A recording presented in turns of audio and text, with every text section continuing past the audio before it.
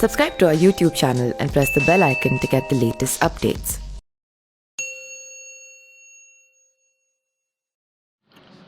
उत्तर प्रदेश के नागरिक उड्डयन मंत्री नंदगोपाल गुप्ता नंदी ने बताया कि 9 मई को रात 8:50 सऊदी अरब से डायरेक्ट के एक फ़्लाइट जो है लखनऊ आएगी। फ़्लाइट में लगभग 177 नागरिक होंगे।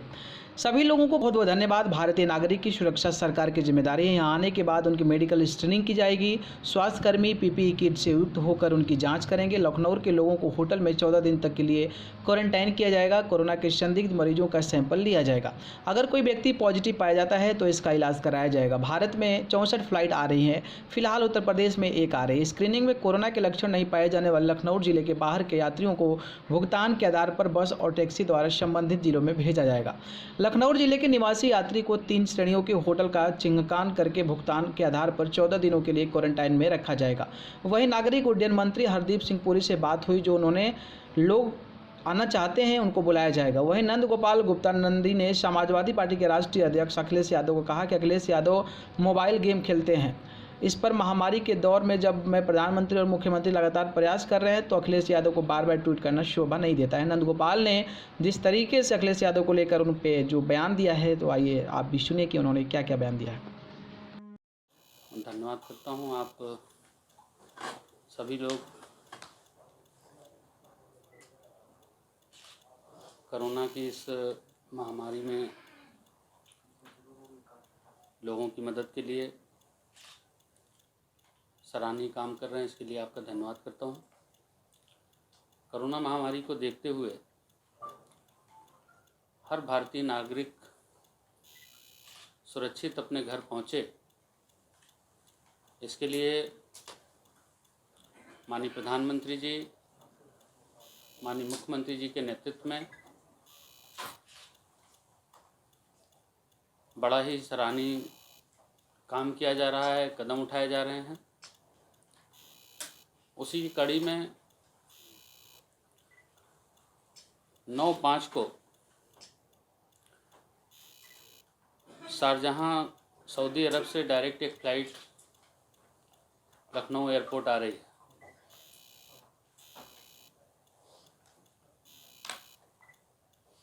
जो लगभग 8:50 पर लखनऊ अमौसी एयरपोर्ट पहुंचेगी।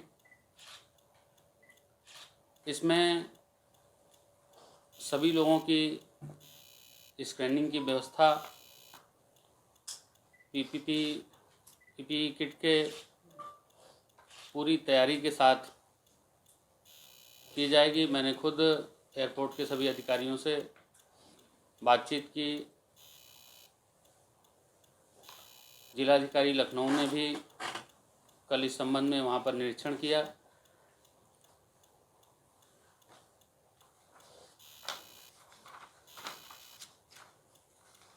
सऊदी अरब से आने वाले सभी यात्रियों का लगभग 200 की क्षमता है। अभी तक जितना मुझे जानकारी प्राप्त है, करीब 200 ना? हाँ, करीब 200, लेकिन 177 लोगों की अभी तक जानकारी मिली है। उतरते ही उनकी प्राथमिक मेडिकल स्क्रीनिंग की जाएगी और संपूर्ण चिकित्सा के उपायों के साथ पीपी किट, ग्लव्स, मास्क इत्यादि से युक्त रहेंगे हमारे स्वास्थ्यकर्मी। प्राथमिक जांच में जिनमें कोरोना के लक्षण नहीं पाए जाएंगे उन लोगों को दो प्रकार की व्यवस्था की गई है।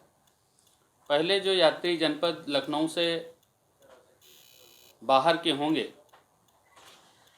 उनको भुगतान के आधार पर बस और टैक्सी द्वारा संबंधित जनपदों में भेजा जाएगा।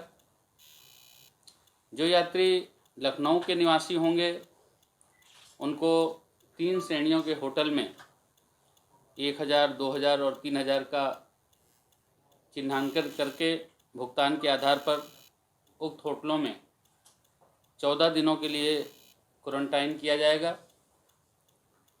उक्त प्राथमिकी जांच में जो कोरोना के लक्षण वाले संदिग्ध लोग होंगे उनका टेस्ट सैंपल एकत्र किया जाएगा और रिपोर्ट प्राप्त होने तक उन यात्रियों को सामान्य रूप से भुगतान के आधार पर होटल में आइसोलेट कर दिया जाएगा।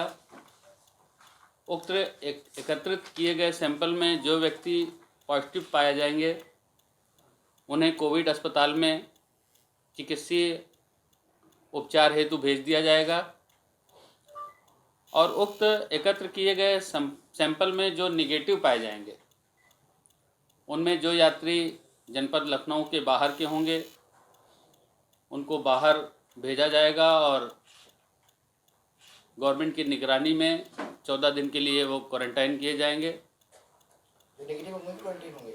हाँ, जो नेगेटिव होंगे वो भी।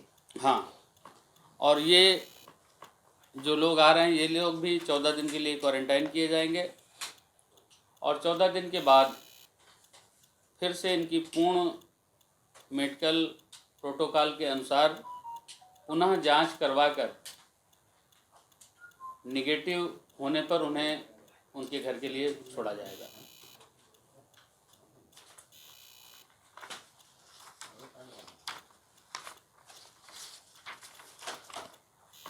यही जानकारी मुझे आप सब लोगों को देनी थी। सर, ये शारजाह के अलावा कहाँ से और फ्लाइटें अभी आ रही हैं? अभी लखनऊ में केवल एक फ़्लाइट आ रही है शारजहाँ से, बाकी और जैसे ही जानकारी होगी हम आपको बताएंगे। सिर्फ 177 लोग आ रहे हैं अभी। तमाम दूसरे मुल्कों में भी रहते हैं, ओमान है, उधर तो कतर है, या तमाम जगह पे दुबई में। देखिए, भारत सरकार ने 64 फ्लाइट का किया है और माननीय नागरिक उड्डयन मंत्री परम आदरणीय हरदीप पुरी जी से भी मेरी सुबह वार्ता हुई है। तो सभी देशों में जो भी भारत के नागरिक हैं उनको सुरक्षित लाने की जिम्मेदारी हमारी सरकार की है और जिम्मेदारी से उनको ला करके उनके घर पहुंचाने के लिए हमारी सरकार कटिबद्ध है। ये जो 64 फ्लाइट इनकी क्या डिमांड की हुई है उत्तर प्रदेश सरकार की तरफ से कि 64 फ्लाइट और चाहिए या टोटल में 64 फ्लाइट? नहीं, ये तो पूरे देश के या पूरी दुनिया में जो देश उत्तर भर के प्रदेश में लोग। कितने? आपने सिर्फ एक फ्लाइट के लिए मांगा था या कई फ्लाइटों के नहीं, लिए? हमने नहीं मांगा था। उत्तर प्रदेश में जो फ्लाइट आ रही है उसकी डिटेल मैं आपको दे रहा हूँ। कितने फंसे हैं, मतलब कितने यात्री ऐसे हैं कि जिनके भी और जरूरत है? 177 तो सिर्फ नहीं होंगे ना?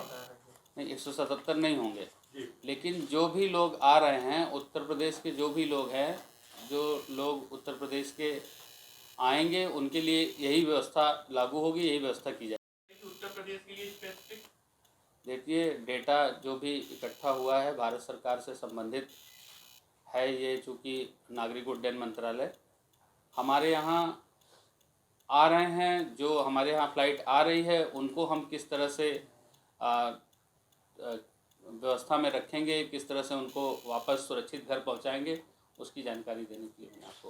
पंडित जी, अखिलेश यादव ने ट्वीट किया, वो कह रहे हैं कि जो विदेश में लोग हैं उनको तो आप फ्री में बुला रहे हैं, लेकिन यहाँ गरीब मजदूर को आप भेज नहीं पा रहे, टिकट का किराया ले रहे हैं। देखिए, अखिलेश यादव जी